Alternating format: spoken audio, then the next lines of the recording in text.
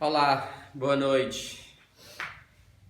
Em pleno sábado, Shabá do Senhor, eu te convido para a gente tentar hoje encerrar a leitura da carta aos Gálatas. Nós fomos ontem até o verso 5 do capítulo 6 e vamos tentar. Tem muita coisa boa aqui nesses últimos versículos, muita coisa para se aplicar, mas o nosso intuito aqui não é ficar fazendo pregação de versículos por versículo. Senão a gente ficaria meses, anos lendo a palavra. Não, aqui é ler, tirar as interpretações corretas, aprender um pouquinho do contexto, da história e aplicar nas nossas vidas hoje. O Evangelho tem que ter significado hoje.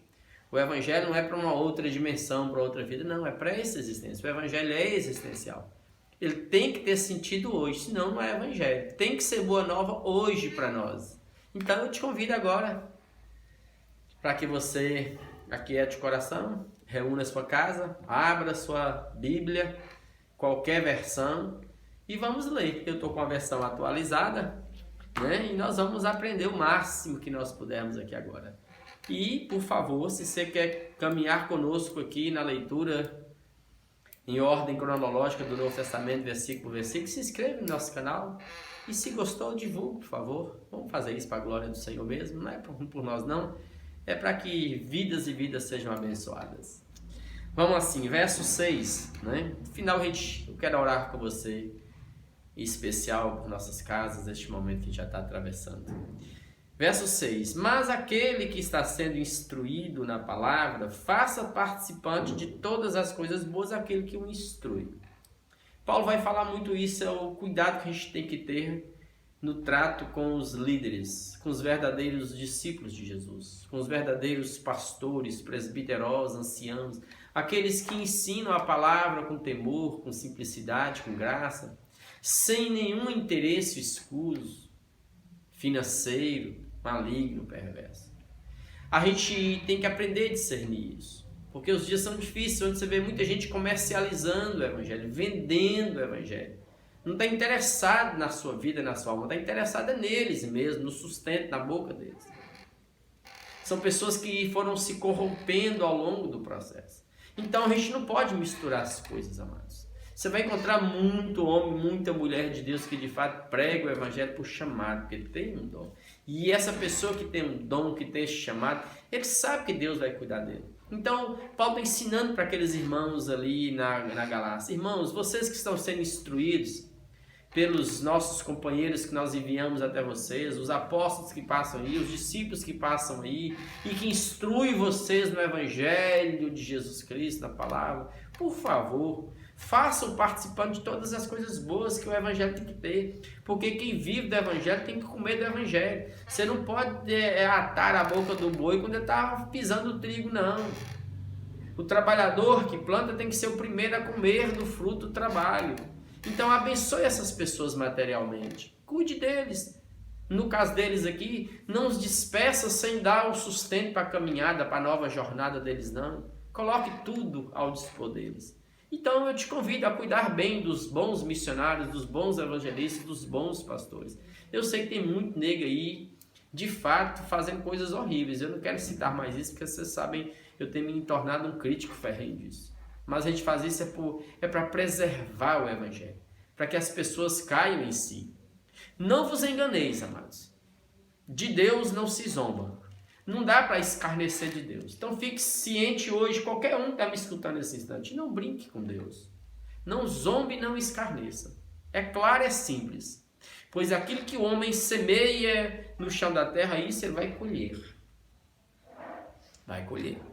E a colheita é assim, ele vai aplicar isso espiritualmente, porque o que semeia para a sua própria carne, da carne colherá corrupção, mas o que semeia para o Espírito, do Espírito de Deus colherá a vida eterna. Então, se na sua existência você semeou apenas no fruto da carne, nas obras da carne, ódio, inimizades, brigas, idolatrias, feitiçarias, porfias, avarezas. Se você semeia apenas em função de si mesmo, da sua arrogância, da sua jactância, da sua presunção, você pode ter certeza, não brinque com Deus. Não se engane, você vai colher morte eterna. Você vai participar da segunda morte, você vai ser banido para sempre da presença de Deus. Não tem como brincar aqui. Não tem meio termo. Agora, se você na sua existência ouviu Jesus, foi adotado em Cristo, e vive no Espírito e anda no Espírito, fazendo com que pelo seu corpo se manifeste o fruto do Espírito nas suas virtudes, amor, alegria, paz, longanimidade, benignidade, bondade, mansidão, domínio próprio. Aí sim, disso você vai colher vida eterna. Porque se você está vivendo no fruto do Espírito, é porque o céu já está te habitando e você caminha para a eternidade. É claro. E diz o texto no verso 9: e não nos cansemos de fazer o bem, porque a seu tempo ceifaremos se não desfalecermos. Por isso, enquanto tivermos oportunidade, façamos o bem a todos, mas principalmente aos da família da fé. Não canse de fazer o bem, não. A gente está sendo tão assim trabalhado pelo mundo para ser ruim, para ser egoísta.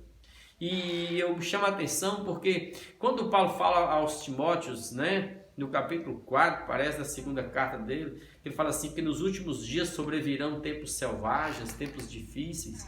A primeira característica que Paulo narra ali, porque os homens serão, a primeira palavra que vem é egoístas. Vai ficar tudo em função de si mesmo. Não, amados. Não canse de fazer o bem, não. Você vai ceifar, você vai colher. E eu te garanto mais, você vai colher não só aqui. Entra para os portões da eternidade, você vai colher vida eterna, como ele disse anteriormente. Como diz o provérbio, né? Lança o teu pão sobre as águas, depois de muitos dias tu acharás. Sim, amados, quando você vai fazendo bem, de fato, como bem, não para se aparecer, ser aceito pelo grupo, em função de doença do seu ser, que isso também não é amor, é doença, né? Quando você faz isso de forma justa, motivada corretamente, você pode ter certeza, mas sempre que você cair, alguém vai estender a mão para você. Deus nunca vai te abandonar. Deus nunca abandonou o homem ou a mulher dele no processo. Tenha disso. Agora, por favor, nesse processo de fazer o bem, como ele diz, faça o bem a todos, sempre que você tiver oportunidade. Tem um ditado maligno, perverso no mundo que diz, né? Fazer o bem a todos. Quem faz o bem sem olhar quem, só dor de cabeça tem. Isso é gente que vai tentando minar sua vida, tirando de você essa benignidade, essa bondade no chão da terra, matando você. Não, nós somos relativos no tempo e no espaço. Hoje você pode ter o que comer e está bem, amanhã pode ser que não. Então, por favor, sempre que você tiver a oportunidade, faça o bem. E principalmente aos da família da fé. Não adianta os Gálatas aqui cuidar ali do vizinho, se no meio deles tinha gente passando necessidade, precisando de um apoio, de comida, de vestimento, de o que quer que seja. É como se eu tenho aqui minha casa, né? Eu cuido de fora e esqueço dos meus. Isso tem acontecido muito. Tem muito líder de igreja que faz as coisas não é porque é cheio de amor, não. É porque ele quer um lugarzinho, ocupar o espaço dele. Então, lá no ambiente congregacional dele, ele faz de tudo. Ele cumprimenta todo mundo, ele é cortês com todo mundo, ele trabalha com todo mundo, ajuda as pessoas, mas dentro de casa é uma desgraça. A esposa que o diga, os filhos que o digam. Tem gente que consegue fazer isso, gente. Mas isso não é fruto do Espírito. Isso é doença do ser. É gente que quer ser aceito no meio, de alguma forma ocupar um espaço. Mas ele não está fazendo isso com a motivação correta. Então faça o bem a todos. Mas principalmente para os de sua casa ou da família da fé. Aí Paulo diz assim para eles, vede com que letras grandes vos escrevi com meu próprio punho. Vocês estão lendo essa carta? Olha aqui a minha assinatura aqui, Paulo, o apóstolo. Sou eu mesmo que estou escrevendo. Grave isso aí. Por que Paulo está dizendo isso? Porque Paulo vai dizer uma coisa muito forte aqui agora. Paulo vai dizer assim, os que querem ostentar-se na carne, esses vos constrange a vos circuncidar somente para não serem perseguidos por causa da cruz de Cristo. Ou seja, o que é ostentar-se na carne? É gente que quer ostentar-se pela sua obra carnal. na arrogância do ser. Não, nós estamos vestidos corretamente. Nós estamos guardando os dias corretamente. Nós não estamos comendo isso, nós não estamos comendo aquilo, tá vendo? Ele se ostenta na carne, cheio de presunção. Mas eles fazem isso, amados, não é porque ama, não. Eles não querem ser perseguidos por conta da cruz de Cristo. Eles não querem ir contra o sistema predominante da época, de um judaísmo forte que tinha. Eles não queriam era abandonar e ir contra Moisés para ser expulsos, perderem os seus cargos, seus privilégios. Por isso que eles iam longe fazer um prosélito, converter alguém ao judaísmo, a pessoa circuncidou e eles zombavam. Ei, ganhamos mais um, tá vendo? Ganhamos mais 2 para cá para o judaísmo, fizemos 2, 3 circuncidarem. Mas eles fazem isso, não é porque ama você não. É porque não querem ser perseguidos por conta da cruz de Cristo, como Paulo estava, os apóstolos estavam, os discípulos estavam. Você sabe a luta que esses irmãos atravessaram para aguentar e ficar firme no Evangelho. Você sabe, tem gente assim, desse jeito. Tem gente assim. Preferem vender a alma. Tem líderes aí que não estão amando a volta de Jesus, não. Porque o umbigo dele está na terra. A riqueza deles é a terra, são os bois, são os carros, são os prédios, são os programas de televisão, são tudo. Não. Então eles não amam Jesus, não. Eles vão inventando regras e regras, campanhas e campanhas, vai trazendo o povo para cá, mas não pregam o Evangelho de Jesus. Porque eles não querem caminhar com essa simplicidade de Jesus. Porque eles percebem que isso demora, dá trabalho. Formar o caráter ou a fé de uma pessoa no Evangelho de Jesus. Eles querem algo rápido, midiático, rapidinho, que ganha vidas, que enche os templos. Ainda que para isso eles tenham que perverter a palavra de Jesus. Pois nem mesmo aqueles que se deixam circuncidar guardam a lei. Sim, não guardam não. Nem esses que estão se convertendo, entre aspas, circuncidando, para dizer que estão guardando Moisés, não guardam a lei no dia a dia, não. Não conseguem, eles sabem disso. Antes eles querem que vos circuncideis para se gloriarem na carne e contarem as vanglórias. Ou nós fomos lá na região dos Gálatas, Paulo passou lá, tinha um tanto de gente crente, só falando de Jesus. Nós fomos lá e os persuadimos a guardar a lei e um tanto deles circuncidaram. É só para isso, só para números, entendeu? Aí Paulo diz no verso 14, mas longe de mim, Paulo fala, mas longe de mim esteja gloriar-me, senão na cruz de nosso Senhor Jesus Cristo, pela qual o mundo está crucificado para mim e eu para o mundo. Esse mundo, sistema que está aí, morreu para mim e eu morri para ele. Eu fui arrancado daí, resgatado daí. Deus me tirou desse ciclo de morte, que é o mundo, e me deu uma nova vida. E eu estou crucificado e eu quero me gloriar não na carne, eu quero me gloriar só em Jesus. Você vê que Paulo tinha experiências para contar de montão, amados. Ele conta quase nada, porque ele não quer que você creia por conta do milagre, porque ele visitou o terceiro céu e viu coisas inefáveis. Não, amados, não. Paulo queria apenas que as pessoas ouvissem Jesus e crescem em Jesus por Jesus. Pois nem a circuncisão, verso 15, nem a circuncisão é coisa alguma, nem a incircuncisão, mas o ser nova criatura. Então, se você circuncidou ou não, se você é judeu ou é gentil, ou se você é americano ou brasileiro, o que quer que você seja, preto ou branco, rico ou pobre, não faz diferença para Deus, para Jesus. O que faz diferença é se você é nova vida em Cristo, é nova criação, é se você foi regenerado, se aconteceu um novo Gênesis em você, se você agora está vivendo para Deus e para a glória de Deus, e se você está selado pelo Espírito, e se você anda nas pegadas do Evangelho, obedecendo ao Evangelho de Jesus, isso é o que conta, né? Verso 16, e a todos quantos andarem de conformidade com esta regra, o Evangelho, a palavra, o ser nova vida, né? Novidade de vida, paz e misericórdia seja sobre eles e sobre o Israel de Deus. E ele põe Israel de Deus maiúsculo, porque ele está evocando o passado dos salmistas, né? Orai pela paz de Jerusalém, que haja paz em Israel. E qual Israel? O Israel físico que está lá? Sim, também ore por eles. mas ore por todo Israel de Deus, espalhado em todos os cantos da terra, em todos os tempos, aqueles irmãozinhos que um dia ouviram Jesus e creram, e que se tornaram os verdadeiros descendentes de Abraão pela fé, que andam nas pegadas de Abraão, que é a fé. Esse é o Israel de Deus, aleluia, aleluia. Aí Paulo diz assim no verso 17, esse verso é forte, ele diz assim, ó, quanto ao mais, amados, vocês estão aí, quanto ao mais, tudo que esses judaizantes falaram, esses falsos apóstolos chegaram aí ludibriando vocês, enfeitiçando vocês, eu quero que vocês saibam, quanto ao mais, que ninguém aí me moleste, ninguém me moleste, me importune, porque eu, Paulo, que estou escrevendo essa carta com meu próprio punho, eu trago no corpo as marcas de Jesus, aleluia. E o verbo, a palavra que ele está usando aqui para marcas, é a mesma coisa que nós conhecemos na nossa região como ferrão.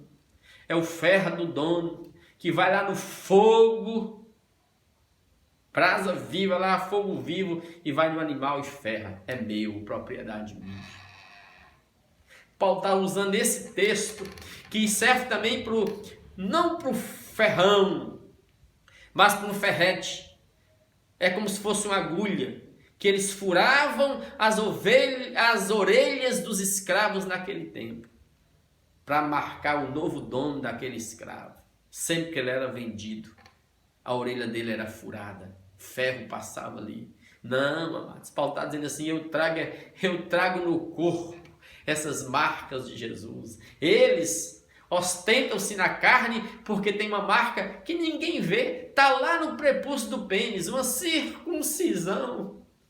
As marcas estão em todo o meu corpo. Foram prisões, açoites, chicotes. Ele imitou Jesus em tudo, até nisso, até chegar à morte.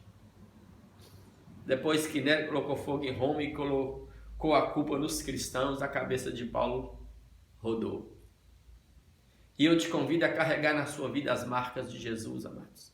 Nós não temos um outro caminho. E chega dessa presunção desses que ostentam-se na carne, que se vestem assim, que falam assim, que comem assim. Não, isso não tem nada a ver com o caráter, com o ser de ninguém. Que Deus tenha misericórdia de mim e de você. Que os líderes que estão aí caiam em si e parem de brincar, de mercadejar a palavra de Deus. A graça de nosso Senhor Jesus Cristo seja, irmãos, com o vosso espírito. Que essa graça que gera paz, que cura as feridas, que cura as dores, que essa paz que transcende as dores deste mundo, as pestes deste mundo, as crises deste mundo, que essa paz seja com o teu espírito aí dentro de você. Onde você estiver, no hospital, internado, passando por Covid, esse processo duro, você que está em casa em isolamento com os filhos, você que está passando por necessidade material, espiritual, emocional, que essa paz encha seu ser nesse instante. E eu te convido para nós orarmos nesse instante. Peça a Deus a bênção sobre sua vida e sua casa, sobre essa terra mais uma vez. E agradeça a Deus por mais uma carta que nós lemos, a carta aos Gálatas. Obrigado, Jesus, por este momento. Eu agradeço, Pai, pelo sacrifício de Jesus, a justiça que Ele praticou na cruz para me justificar e me tornar pacificado em Ti. Obrigado pelo Teu Espírito que me habita. Tu me adotaste como filho, eu sou herdeiro. Eu agora não sou um bastardo, eu não estou aqui neste mundo perdido sem saber para onde ir. Eu sei exatamente onde eu estou e para onde eu caminho. Caminho para a eternidade com Cristo. Obrigado por cada irmão que está lendo essa palavra conosco. Permita, Pai, que muitos ouçam, Paizinho. E que nesse instante que esses irmãozinhos estão ouvindo a Tua doce voz, a Tua palavra de graça, inunde o ser deles e pacifique a alma. Arranque essa angústia e tribulação. Cure o coração ferido. Toque a carne machucada. Liberte dos pensamentos de morte, suicidas. Deus, que essa paz enche o coração de cada um. Em nome de Jesus. Em nome de Jesus. Cura o que está doente agora.